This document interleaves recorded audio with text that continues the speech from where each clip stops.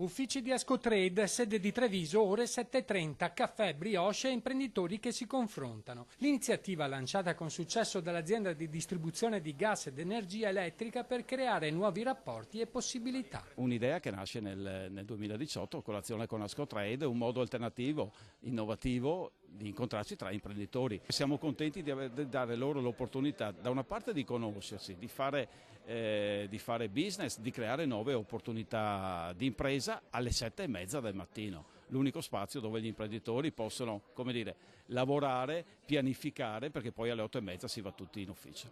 Un incontro fissato all'ora della colazione per dare modo ad artigiani, imprenditori e commercianti del territorio di sviluppare la reciproca conoscenza. All'appuntamento non sono mancati anche gli imprenditori del futuro con le loro start-up. Noi stiamo creando una nuova start-up e vogliamo crearla all'interno dell'economia circolare. Certamente l'evento di Escotrade è un evento che ci interessava, quindi conoscere loro e farci conoscere un po' noi. La goliardia non è mancata per rompere gli indugi con lo scambio di idee ed opinioni anche culinarie grazie alla sfida tra il tiramisù realizzato da una veneta e da un friulano.